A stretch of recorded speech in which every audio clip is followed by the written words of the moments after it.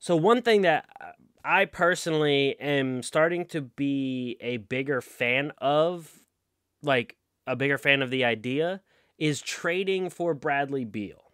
But Bradley Beal's worked his way up to be one of the top scorers in the league right now. He's averaging, I think, north of 30 points a game.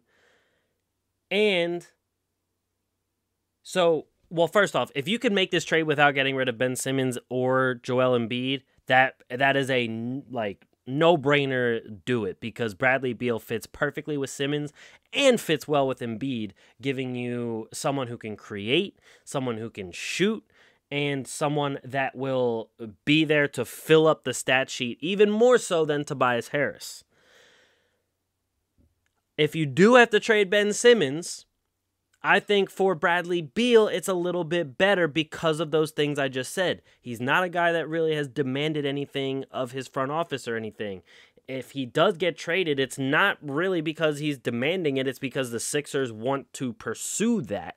And it goes to show that they think he has the skills, so that gives him a little bit more confidence. He plays with somebody like Embiid, who's worlds better than anybody Bradley Beal has played with so far. He has if you're trading Simmons, you're probably not trading the rest of the farm, so you still will probably have guys around him. You probably will still have, like, Tobias Harris. You'll probably still have Shake Milton, and some other people in there. What I would assume it would take, it would probably be like Ben Simmons, probably a couple picks. They might ask for Tyrese Maxey. I'm not sure if that would be worth it enough for the Sixers if they have to trade both of those, but it's probably something around the lines of what Washington would ask for. But the thing is, Bradley Beal would fit more with the Sixers timeline. You have a longer time there to really build up. And if you do get to keep Maxey and Shake Milton, you have your point guard to go alongside both of them. And I think, right there, while your defense takes a little bit of a hit because Ben Simmons is a very, very good defender, your offense gets that much of a jump. So personally, I think if they want to do some sort of all-in move, I think making that move for Bradley Beal would be better than making that move for Zach LaVine. And I'm just calling those two out because those two are the two names that are on everybody's mind. I like Zach LaVine. I think Zach LaVine's pretty good. I just don't think that... I don't think Zach LaVine is worth it if you're going to trade Simmons plus anything else. But I do think Bradley Beal is worth that. Bradley Beal is averaging 34.9 points, 5.3 rebounds, 5 assists, and even 1.4 steals a game, shooting almost 50% from the floor. He's taking 24.5 shots a game, shooting almost 50% from the floor, and he's shooting 37.5% from three.